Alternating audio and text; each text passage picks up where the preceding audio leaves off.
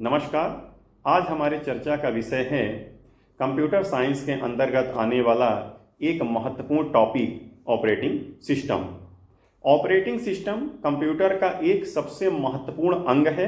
यह कह सकते हैं operating system this is the important part of computer. Computer का सबसे महत्वपूर्ण पार्ट होता है। जितने भी प्रोग्राम का एग्जीक्यूशन कंप्यूटर में होता है वह सभी ऑपरेटिंग सिस्टम के माध्यम से किया जाता है। तो ऑपरेटिंग सिस्टम एक तरह से सिस्टम सॉफ्टवेयर है। जैसा कि हम जानते हैं कि सॉफ्टवेयर दो प्रकार के होते हैं, एप्लीकेशन सॉफ्टवेयर और सिस्टम सॉफ्टवेयर। तो सिस्टम सॉफ्टवेयर के अंतर्गत ही आता है ऑपरेटिंग सिस्टम। बिना ऑपरेटिंग सिस्टम के कोई भी कार्य किसी भी कंप्यूटर सिस्टम पे एग्जीक्यूट नहीं होता और ना ही पूरा किया जा सकता है। तो इसीलिए कंप्यूटर में ऑपरेटिंग सिस्टम एक ऐसा मास्टर कंट्रोल प्रोग्राम होता है जो कंप्यूटर का संचालन का काम करता है, साथ ही साथ उसे कंट्रोल करने का भी कार्य करता है। हम इसके डिफिनेशन के बारे में समझते हैं।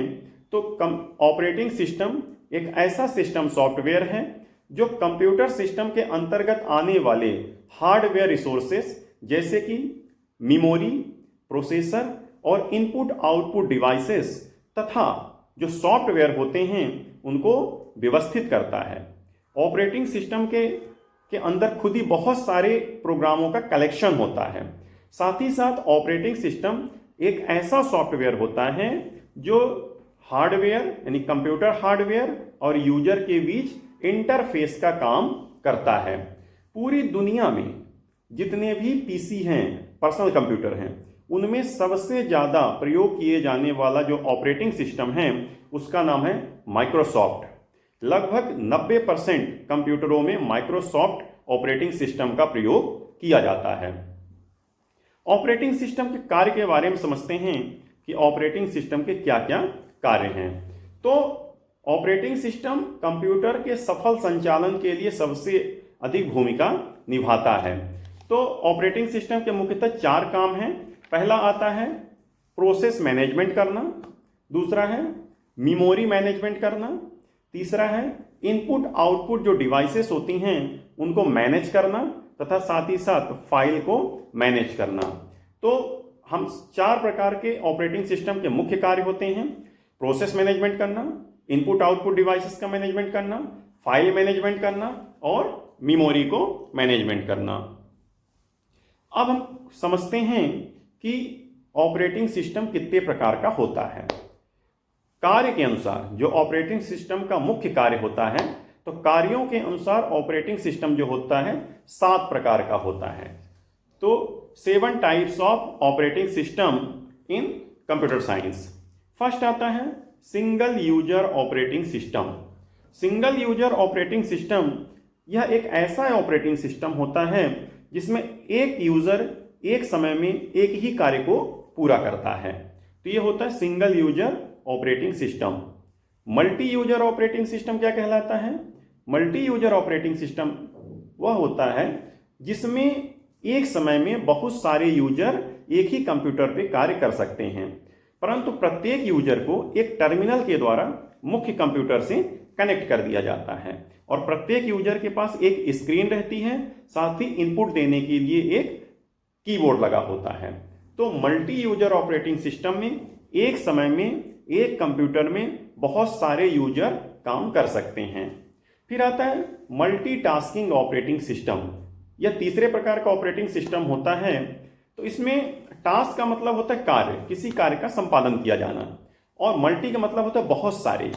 तो इस ऑपरेटिंग सिस्टम में एक समय में एक से अधिक कार्यों को संपादित किया जा सकता है। यानी यह एक ऐसा ऑपरेटिंग सिस्टम होता है जो एक समय में बहुत सारे कामों को पूर्ण कर सकता है। और चौथे नंबर पे आता है जिसका नाम है बैच ऑपरेटिंग सिस्टम। यह एक ऐसा ऑपरेटिंग सिस्टम होता है जिसमें कुछ बहुत सारे कार्य ऐसे होते हैं जो सेम टाइप्स के होते हैं। तो जो एक ही प्रकार के जितने कार्य होते हैं उनका एक करके बैच बनाया जाता है और बैच वाइज बैच उनको एग्जीक्यूट किया जाता है। तो हम कह सकते हैं कि बैच ऑपरेटिंग सिस्टम में एक ही प्रकार के सभी कार्यों को एक एक बैच बना करके उनका एग्जीक्यूशन किया जाता है। इसमें कोई टाइम मैनेजमेंट की आवश्यकता नहीं होती है और इसमें कोई यूजर का भी इंटरफेस नहीं होता है। इसका उपयोग ज़्यादातर हम देखते हैं बिल प्रिंटिंग में या फिर न्यूमेरिकल एनालिसिस में किया जाता है। अगला आता है रियल टाइम ऑपरेटिंग सिस्टम। इस प्रकार के ऑपरेटिंग सिस्टम में टाइम मैनेजमेंट बहुत ही आवश्यक होता है तथा एक निर्धारित समय सीमा के अंतर्गत प्रोग्राम को एग्जीक्यूट किया जाता है तथा कार्य को पूर्ण किया जाता है। तो इस प्रकार के ऑपरेटिंग सिस्टम में समय सीमा पहले ही निर्धारित कर दी जाती है और एक निर्धारित समय सीमा के अंतर्गत रिजल्ट देना होता है। इसमें जैसे एक प्रोग्राम एग्जीक्यूट हो रहा है तो उसके द्वारा जो आउटपुट मिलता है वह दूसरे प्रोग्राम के एज अ इनपुट काम करता है। तो इस प्रकार से रियल टाइम ऑपरेटिंग सिस्टम में टाइम मैनेजमेंट बहुत ही ज़्यादा जरूरी होता है। उसमें एक एग्जीक्यूटिंग टाइम दिया जा रहता है और उस टाइम में कार्य को पूरा किया जाता है। यदि नहीं काम किया जाता तो उसका जो होता है डिले हो जाता है काम तथा इसमें परिणाम के लेट आने की संभावना होती है। जैसे इसका इस्तेमाल देखा जाए तो रेलवे रिजर्वेशन सिस्टम में होता है, हवाई जहाज में होता है, परमाणु भट्टियों में इस्तेमाल किया जाता है। ये इस प्रकार का ऑपरेटिंग सिस्टम ज़्यादातर अपने समय में कार्य को पूर्ण करने के लिए उपयोग किया जाता है। इसके दो प्रकार होते हैं, पहला आता है hard real time operating system और दूसरा है soft real time operating system. अगला आता है जिसका नाम है टाइम शेयरिंग ऑपरेटिंग सिस्टम। इस प्रकार के ऑपरेटिंग सिस्टम में पहले से ही टाइम को शेयर कर दिया जाता है, यानी कि प्रत्येक कार्य को एक समय सीमा दे दी जाती है तथा उस समय सीमा के अंतर्गत काम को पूर्ण करना होता है। यानी हम कह सकते हैं कि टाइम शेयरिंग ऑपरेटिंग सिस्टम एक ऐसा ऑपरेटिंग सिस्टम होता है जिसमें एक साथ एक से अधिक यूजर एक ही संसाधनों का प्रयोग कर सकते हैं। इसमें प्रत्येक यूजर के लिए टाइम को दे दिया जाता है, जिसे हम कहते हैं टाइम एलोकेशन करना। इसमें जिसे हम एक शब्द में कह सकते हैं टाइम स्लाइस या क्वांटम भी कहते हैं। जैसे कि एक यूजर को एक समय दे दिया गया, उसके बाद दूसरा यूजर आएगा, उसके बाद तीसरा यूजर आएगा, लेकिन यह समय इतना छोटा होता है कि समझ में नहीं आता है कि कब बीत गया है। तो जैसे कि उदाहरण के लिए हम समझ सकते हैं मेन फ्रेम कंप्यूटर, इसमें एक प्रोग्राम चल रहा है, जैसे उसका रिजल्ट आए दूसरा प्रोग्राम आएगा, फिर तीसरा प्रोग्राम एग्जीक्यूट होगा, ऐसे क्रम वाइज क्रम ये चलता रहता है।